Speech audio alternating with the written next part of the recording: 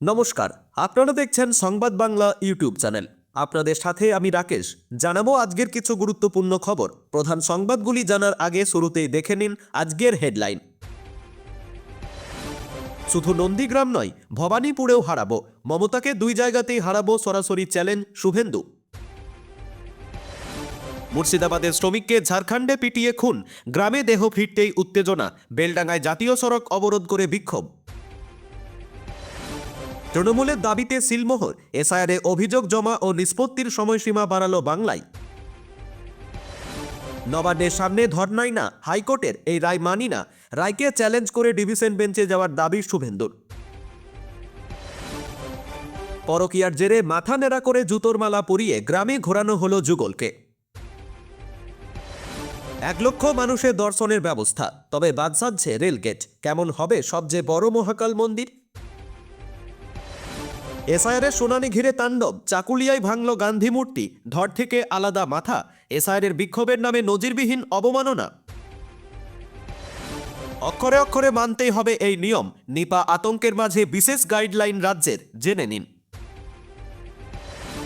আমি যাবই, শিলিগুড়িতে মহাকাল মন্দিরে শিলান্যাসের আগেই ইঙ্গিতপূর্ণ মন্তব্য দিলীপের। এসআইআরের নামে হয়রানির অভিযোগ, 7 সকালে রেল অবরোধ ঘিরে ধুমধুমার, স্টেশনে প্রবল বিক্ষোভ। আগামী দিনে শুভেন্দুর পরিবারের সদস্যরাও সেবাশ্রয়ে এসে চিকিৎসা করাবেন, নন্দীগ্রামে অভিষেক। মুখ্যমন্ত্রীর পথই অনুসরণ করলেন সেলিম, এসআইআর নিয়ে ক্ষোভ উগরে দিলেন চিঠি। মুর্শিদাবাদে শক্তির লড়াই, প্রথম সভাতেই হুঙ্কার হুমায়ুন কবিরের, নিশানায় মুখ্যমন্ত্রী। হেফাজতে নিয়ে অভিযুক্তের গোপনাঙ্গে পেট্রোল ঢেলে দেওয়ার অভিযোগ, সাসপেন্ড 3 পুলিশ অফিসার। বাংলা শ্রমিক বলে কি টার্গেট? ঝাড়খণ্ডে ফেরিওয়ালার রহস্য মৃত্যু, টায়ার জ্বালিয়ে বিক্ষোভে উত্তাল মুর্শিদাবাদ। ক্ষমতায় এলে লক্ষ্মীর ভাণ্ডারে মিলবে 3000 টাকা, আর আবাস যোজনায় 2 লক্ষের ঘোষণা হুমায়ুন কবিরের। ভোটমুখী বাংলাদেশে ফের টার্গেট হিন্দুরা, সিলেটে শিক্ষকের বাড়িতে আগুন ধরিয়ে দিল কট্টরপন্থীরা। বসিরহাটে 2000 ভোটারকে শুনানিতে ডাক, প্রতিবাদে রাস্তায় মোদির কুশপুতুল দাহ। 3083 ভোটারের মধ্যে শুনানিতে ডাক পড়েছে 777 জনের। নোটিশ দিতে গিয়ে হামলার মুখে পড়লেন মঙ্গলকোটের 3 বিএলও। কার হাতে বিএমসি, ফল ঘোষণা আজই। মুম্বই থেকে পুনে, শুরুতে সর্বত্র এগিয়ে বিজেপি। সরকার বিরোধী আন্দোলনে গ্রেপ্তার 800 বিক্ষোভকারীর ফাঁসি স্থগিত করল ইরান। কলকাতায় বিএলও দেহ উদ্ধার বাথরুম থেকে, তৃণমূল কাউন্সিলর ঘনিষ্ঠের বিরুদ্ধে লাগাতার হুমকির অভিযোগ। কৃষি বর্ষে অভিনব রীতি, ভূত থেকে বাঁচতে ভৌতিক দেবদেবী অপদেবতার পুজো পুরুলিয়ায়। কাটছে না এসআইআরের গেরো, তেহট্টের প্রয়াত বিধায়কের ছেলেকে নোটিশ কমিশনের। অযোগ্য প্রার্থীর করা মামলায় এসএসসি গ্রুপ ডির প্যানেল বাতিল, নথি দেখিয়ে ষড়যন্ত্রের দাবি তৃণমূলের। এসআইআরের নথি যাচাইয়ে মাধ্যমিকের অ্যাডমিট কার্ড গ্রহণযোগ্য নয়, স্পষ্ট জানালো নির্বাচন কমিশন। প্রিয় দর্শক, আপনি যদি আমাদের চ্যানেলে নতুন হয়ে থাকেন তাহলে চ্যানেলটিকে সাবস্ক্রাইব করে পাশে থাকা বেল আইকনটি ক্লিক করে রাখুন পরবর্তী খবরের আপডেটগুলো সবার প্রথমে পেতে। আসন্ন 2026-এর বিধানসভা নির্বাচনকে সামনে রেখে রাজ্য রাজনীতিতে ফের তীব্র উত্তেজনা। মুখ্যমন্ত্রী মমতা বন্দ্যোপাধ্যায়কে নিশানা করে নজিরবিহীন আক্রমণ শানালেন বিরোধী দলনেতা শুভেন্দু অধিকারী। নন্দীগ্রামে 2021 সালে জয়ের প্রসঙ্গ টেনে শুভেন্দুর দাবি, এবার শুধু নন্দীগ্রাম নয়, মুখ্যমন্ত্রীর খাস তালুক ভবানীপুরেও পরাজয় অনিবার্য। সাংবাদিকদের মুখোমুখি হয়ে শুভেন্দু বলেন, 21-এর নির্বাচনে তিনি মমতাকে 1956 ভোটে হারিয়েছিলেন। এবার সেই ব্যবধান বহুগুণ বাড়বে বলে তার দাবি। হুঁশিয়ারি দিয়ে বলেন, 1956-র সঙ্গে আরও একটি শূন্য যোগ হবে, অর্থাৎ নন্দীগ্রামে বিজেপি কমপক্ষে 19,560 ভোটে জিতবে। নাম না করে অভিষেক বন্দ্যোপাধ্যায়কেও কটাক্ষ করে বলেন, আপনার পিসিকে আবার নন্দীগ্রামে লড়তে বলুন, একবার হারিয়েছি, দ্বিতীয়বারও হারাবো। আইপ্যাক কর্ণধার প্রতীক জৈনের বাড়ি ও অফিসে ইডির তল্লাশি ঘিরে তৈরি বিতর্ক নিয়েও মুখ্যমন্ত্রী মমতা বন্দ্যোপাধ্যায়কে আক্রমণ করেন শুভেন্দু। তার অভিযোগ, তল্লাশিতে বাধা দেওয়া হয়েছে, এখানেই থামেননি তিনি। মুখ্যমন্ত্রীর বিরুদ্ধে মোবাইল ফোন চুরির মতো গুরুতর অভিযোগও তোলেন, যা ঘিরে নূতন বিতর্ক দানা বাঁধে। শুভেন্দুর দাবি, দুর্নীতির অভিযোগে বিদ্ধ তৃণমূলের পতন 2026 সালে নিশ্চিত। নন্দীগ্রামের পাশাপাশি ভবানীপুরেও মমতা বন্দ্যোপাধ্যায় পরাজিত হবেন বলে ভবিষ্যৎবাণী করেন তিনি। পাল্টা তৃণমূল এই মন্তব্যগুলিকে কুরুচিকর ও উদ্দেশ্য প্রণোদিত বলে তীব্র প্রতিবাদ জানিয়েছে। কাজ করতে গিয়ে ফের মৃত্যু পরিযায়ী শ্রমিকের। ঝাড়খণ্ডে মৃত্যু হয়েছে মুর্শিদাবাদের বেলডাঙ্গার সুজাপুরের বাসিন্দা আলাই শেখের। বিহারে ভাড়া বাড়ি থেকে তার ঝুলন্ত দেহ উদ্ধার হয়েছে। খুনের অভিযোগ তুলেছে পরিবার। পরিযায়ী শ্রমিকের মৃত্যুতে জাতীয় সড়ক ও রেল অবরোধ করেন গ্রামবাসী। জানা গিয়েছে, মুর্শিদাবাদের বেলডাঙ্গার সুজাপুরের বাসিন্দা আলাই শেখ ঝাড়খণ্ডে ফেরির কাজ করতেন। বিহারে ঘর ভাড়া নিয়ে থাকতেন তিনি। বৃহস্পতিবার তার ভাড়া বাড়ি থেকে ঝুলন্ত দেহ উদ্ধার হয়েছে। পরিবারের দাবি, আলাই শেখকে মারধর করে ঝুলিয়ে দেওয়া হয়েছে। বাংলা শ্রমিক হওয়ার জন্যই তার উপর নির্যাতন করা হয়েছে। শ্রমিকের মৃত্যুর প্রতিবাদে 12 নম্বর জাতীয় সড়ক অবরোধ করে ব্যাপক বিক্ষোভ দেখান স্থানীয়রা। পাশাপাশি বেলডাঙ্গা স্টেশনে রেল অবরোধ করে বিক্ষোভ দেখানো হয়। তার জেরে বন্ধ আছে লালগোলা শিয়ালদহ শাখা ট্রেন চলাচল। 12 নম্বর জাতীয় সড়ক অবরোধ করে ব্যাপক বিক্ষোভ দেখাচ্ছে স্থানীয়রা। কলকাতা থেকে উত্তরবঙ্গ যাওয়ার প্রধান এই সড়কে গাড়ি যানজট শুরু হয়েছে। টায়ার জ্বালিয়ে বিক্ষোভ দেখানোর কারণে রাস্তা জুড়ে তীব্র যানজটের সৃষ্টি হয়েছে। নাকাল হতে হচ্ছে তৈরি হয়েছে। কয়েকশো পণ্যবাহী ট্রাক ও বাস আটকে পড়ায় বিপাকে পড়েন যাত্রীরা। বিক্ষোভকারীরা দাবি করেছেন, ঝাড়খণ্ড প্রশাসনের সঙ্গে কথা বলে অবিলম্বে দোষীদের গ্রেপ্তার করতে হবে। নিহত আলাই শেখের পরিবারের ক্ষতিপূরণ দিতে হবে। পরিস্থিতির গুরুত্ব বুঝে ঘটনাস্থলে মোতায়েন করা হয়েছে বিশাল পুলিশ বাহিনী। দেশের বিভিন্ন প্রান্তে বাংলা শ্রমিকদের উপরে নির্যাতনের অভিযোগ রয়েছে। এবার শ্রমিকের মৃত্যুতে চাঞ্চল্য ছড়িয়েছে। ধর থেকে আলাদা হয়ে গেছে মাথা। এসআইআর শুনানি বিক্ষোভের নামে উত্তর দিনাজপুরের চাকুলিয়ায় ভাঙা হলো গান্ধী মূর্তি। বৃহস্পতিবার রাত পর্যন্ত মূর্তির এক অংশ মাটিতে পড়ে থাকতে দেখা গেলেও সকাল থেকে তাও নিখোঁজ হয়ে গেছে। এদিকে বৃহস্পতিবার বিডিও অফিসে ভাঙচুর তাণ্ডবের ঘটনায় গ্রেপ্তারির সংখ্যা বেড়ে হলো 21, পড়েছে পুলিশের রিপোর্ট। বৃহস্পতিবার বেনজির তাণ্ডবের সাক্ষী থাকল উত্তর দিনাজপুরের চাকুলিয়ার বিডিও অফিস। দিনভর সেখানে জ্বলে আগুন। পুলিশের গাড়ি লক্ষ্য করে চলে ব্যাপক ইট বৃষ্টি। আক্রান্ত হন খোদ চাকুলিয়া থানার আইসি রাজু সোনার সহ 6 জন পুলিশকর্মী। স্থানীয় সূত্রে খবর, চাকুলিয়ায় প্রথম দফায় শুনানির পরও একাধিক ত্রুটির অভিযোগে নির্বাচন কমিশনের তরফে শুধুমাত্র চাকুলিয়া ব্লকেরই অন্তত 69,000 ভোটারকে শুনানিতে তলব করা হয়। বৃহস্পতিবার কমিশনের এই পদক্ষেপের বিরোধিতায় ক্ষোভ আছড়ে পড়ে চাকুলিয়ার একাধিক এলাকায় চলে বেনজির বিক্ষোভ। এই ঘটনায় তৃণমূলের সর্বভারতীয় সাধারণ সম্পাদক অভিষেক বন্দ্যোপাধ্যায় বলেন, প্রথমত এই ধরনের ঘটনা কোনো দল সমর্থন করে না, কিন্তু মানুষকে যেভাবে হেনস্থা করা হচ্ছে এত ক্ষোভের বহিঃপ্রকাশ আজকে 80 থেকে 82 বছরের লোকেদের নোটিশ দিয়ে ডেকে পাঠাচ্ছে। যুবক যুবতীকে প্রকাশ্যে নির্যাতন। পরকীয়ার অভিযোগে মধ্যযুগীয় কায়দায় এক যুবক ও যুবতীকে প্রকাশ্যে নির্যাতনের ঘটনায় চাঞ্চল্য ছড়িয়েছে। ঘটনাটি ঘটেছে চুয়াডাঙ্গার একটি গ্রামে। মানবতা ও আইনের সব সীমা লঙ্ঘন করে তাদের উপর চালানো হয় অপমানজনক ও নির্মম অত্যাচার। অভিযোগ, বুধবার গভীর রাত থেকে বৃহস্পতিবার সকাল পর্যন্ত সদর উপজেলার কুন্দিপুর গ্রামে ওই দুজনকে গাছের সঙ্গে দড়ি দিয়ে বেঁধে রাখা হয়। শুধু তাই নয়, তাদের মাথা চুল কেটে ফেলা হয় এবং গলায় জুতোর মালা পরিয়ে প্রকাশ্যে অত্যাচার করা হয়। স্থানীয় সূত্রে জানা গিয়েছে, কুন্দিপুর গ্রামের আহমেদ আলীর ছেলে স্বপন আলীর সঙ্গে একই গ্রামের বাসিন্দা আরিফ মিয়ার স্ত্রী আসমা খাতুনের দীর্ঘদিনের সম্পর্ক ছিল বলে ধারণা করা হচ্ছিল। বুধবার রাতে স্বপন আলী ওই যুবতীর সঙ্গে দেখা করতে গেলে বিষয়টি হাতে নাতে ধরে ফেলেন আরিফ মিয়া ও তার সহযোগীরা। এরপরেই দুজনকে আটকে অমানবিক নির্যাতন করা হয় বলে অভিযোগ। ঘটনার ভিডিও সোশ্যাল মিডিয়ায় ছড়িয়ে পড়তেই ব্যাপক সমালোচনা ও ক্ষোভের সৃষ্টি হয়। ভিডিওটি পুলিশের নজরে আসার পর দর্শনা থানার পুলিশ দ্রুত পৌঁছায় ঘটনাস্থলে।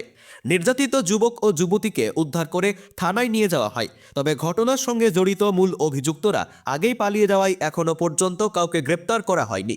গ্রামবাসীদের একাংশ এই ঘটনায় ক্ষোভ প্রকাশ করে বলেন, ব্যক্তিগত সম্পর্ক বা অভিযোগ যাই থাকুক, আইন নিজের হাতে তুলে নেওয়া কোনোভাবেই গ্রহণযোগ্য নয়। দোষী সাব্যস্ত হলে আইনের মাধ্যমে বিচার হওয়া উচিত। চুয়াডাঙ্গা জজ কোর্টের আইনজীবী আহসান আলীও একই সুরে বলেন, আইন হাতে তুলে নেওয়ার অধিকার কারণ নেই। এ ধরনের প্রকাশ্য নির্যাতন গুরুতর অপরাধ এবং দৃষ্টান্তমূলক শাস্তি হওয়া উচিত। দর্শনা থানার ওসি মেহেদি হাসান জানিয়েছেন, এখনও পর্যন্ত কেউ লিখিত অভিযোগ দায়ের না করায় মামলা রুজু হয়নি। উভয় পরিবারের তরফে অভিযোগ পেলে আইন অনুযায়ী কঠোর ব্যবস্থা নেওয়া হবে এবং অভিযুক্তদের গ্রেপ্তারের চেষ্টা চলছে। পশ্চিমবঙ্গে এসআইআর সংক্রান্ত অভিযোগ ও নিষ্পত্তির সময়সীমা বাড়ালো জাতীয় নির্বাচন কমিশন। আরও 4 দিন সময় বৃদ্ধি করে দাবি ও আপত্তি জানানোর শেষ দিন করা হয়েছে 19শে জানুয়ারি 2026। শুক্রবার এক বিবৃতিতে এই সিদ্ধান্তের কথা জানিয়েছে নির্বাচন কমিশন। কমিশনের বিজ্ঞপ্তি অনুযায়ী 1 জানুয়ারি 2026কে যোগ্যতা তারিখ ধরে চলা ভোটার তালিকার নিবিড় সংশোধনী প্রক্রিয়ায় আগে নির্ধারিত সময়সীমা বাড়ানো হয়েছে।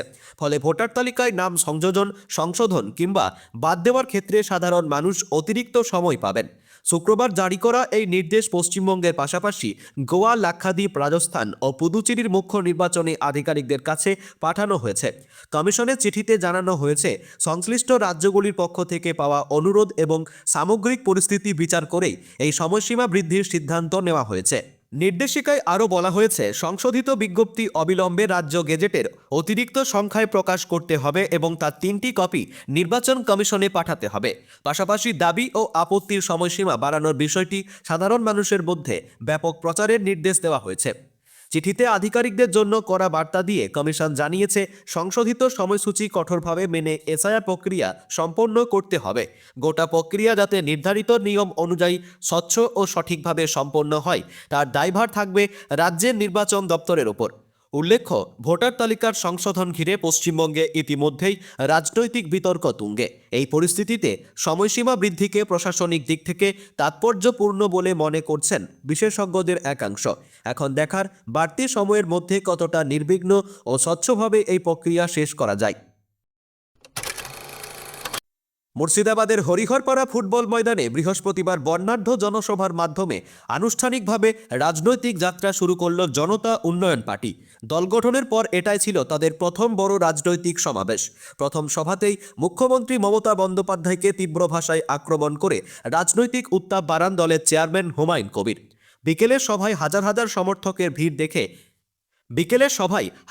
সমর্থকের ভিড় চোখে পড়ে। মঞ্চ থেকে বক্তব্য রাখতে গিয়ে হুমায়ুন কবির বলেন, আমি যতদিন বেঁচে আছি কোনো অমুসলিমের ক্ষতি চাই না, কিন্তু আমার মুসলিমদের কাউকে তুলে আছাড় মারার কথা হলে তা আমি মানব না। তার এই মন্তব্য ঘিরে জেলা ও রাজ্য রাজনীতিতে শুরু হয়েছে জোর চর্চা। রাজনৈতিক মহলের মতে, সংখ্যালঘু ভোট ব্যাংকে প্রভাব বাড়াতেই এই সুর ছড়িয়েছেন হুমায়ুন কবির। সভায় দলের রাজ্য ও জেলা স্তরের একাধিক নেতৃত্ব উপস্থিত ছিলেন। যদিও এই বিষয়ে এখনও শাসক শিবিরের কোনো আনুষ্ঠানিক প্রতিক্রিয়া মেলেনি, তবে ভোটের আগে মুর্শিদাবাদের নতুন এই দলের সক্রিয়তা শাসক ও বিরোধী উভয় পক্ষের কাছেই অস্বস্তির কারণ হতে পারে। নিপা ভাইরাস সংক্রমণ রুখতে বিস্তারিত গাইডলাইন প্রকাশ করল রাজ্য সরকার।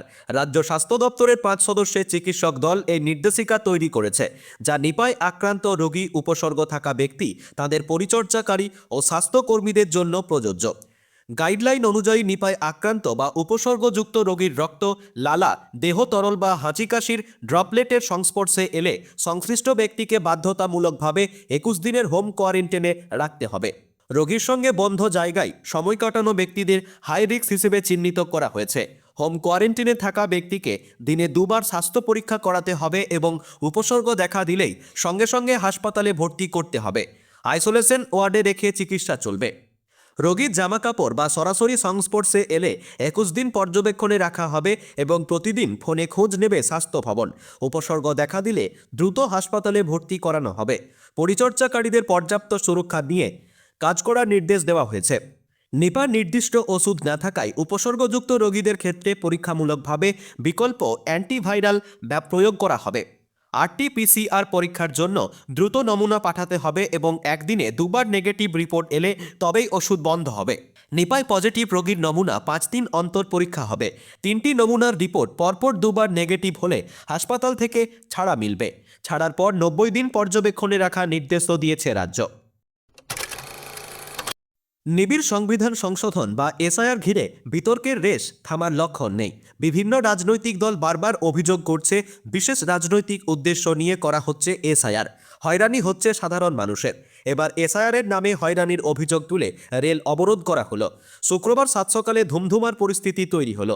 পরিস্থিতি সামাল দিতে আসরের ডিআরপি ও আরপিএফ। এসআইআরের নামে হয়রানি করা হচ্ছে অভিযোগ তুলে হাওড়া কাটোয়া শাখায় সমুদ্রগড় স্টেশনে রেল অবরোধ করেন স্থানীয়রা। শুক্রবার সকাল থেকে শুরু হয় যাত্রীদের হয়রানি। রেল অবরোধ করেন স্থানীয় বাসিন্দারা। সেই সঙ্গে রেল স্টেশনে শুরু হয় প্রবল বিক্ষোভ। Down Howrah Katwa local train আটকে শুরু হয় অবরোধ। স্তব্ধ হয়ে পড়ে রেল পরিষেবা। পরিস্থিতি সামাল দিতে হাজির দিতে হয় জিআরপি ও আরপিএফ। তাদের আশ্বাসে রেল অবরোধ ওঠে বলে খবর। সব মিলিয়ে কাজের দিন হয়রানির মুখে পড়েন নিত্যযাত্রীরা। নির্বাচনের মুখে উত্তরবঙ্গবাসীর জন্য বড় উপহার দিতে চলেছেন মুখ্যমন্ত্রী মমতা বন্দ্যোপাধ্যায়। বহু প্রতীক্ষিত দেশের বৃহত্তম মহাকাল মন্দিরে শিলান্যাস করতে আজ মাটিগড়ায় পৌঁছাচ্ছেন তিনি। আগেই দেওয়া প্রতিশ্রুতি অনুযায়ী আজ সেই স্বপ্নের প্রকল্পের ভিত্তিপ্রস্তর স্থাপন হতে চলেছে। শিলিগুড়ি সংলগ্ন মাটিগড়া ব্লকের পাথরঘাটা গ্রাম পঞ্চায়েতের উজানু মৌজায় 10 নম্বর জাতীয় সড়কের পাশে প্রায় 17 একর জমির উপর এই বিশাল মহাকাল মন্দির তৈরি হবে।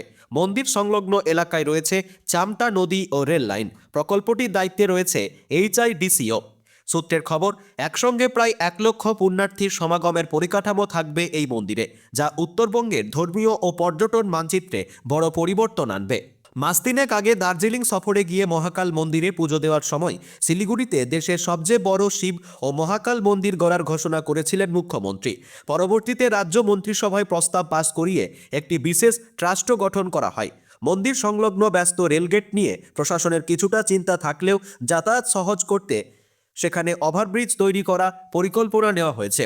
আজ বিকেল 4টে নাগাদ শিলান্যাস অনুষ্ঠান ঘিরে করা নিরাপত্তা ও ট্রাফিক নিয়ন্ত্রণের ব্যবস্থা করা হয়েছে। প্রশাসনের দাবি, এই মন্দির উত্তরবঙ্গের অর্থনীতি ও ধর্মীয় পর্যটনের নতুন দিগন্ত খুলে দেবে। আজ 16 তারিখ শুক্রবার। এই ছিল আজকের বিশেষ খবর। আজকের মতো এখানে শেষ করছি। আবার দেখা হবে নতুন আপডেট নিয়ে। নিয়মিত সঠিক খবর পেতে সংবাদ বাংলা চ্যানেলটা সাবস্ক্রাইব করুন। ভালো লাগলে লাইক আর শেয়ার করতে ভুলবেন না। ধন্যবাদ।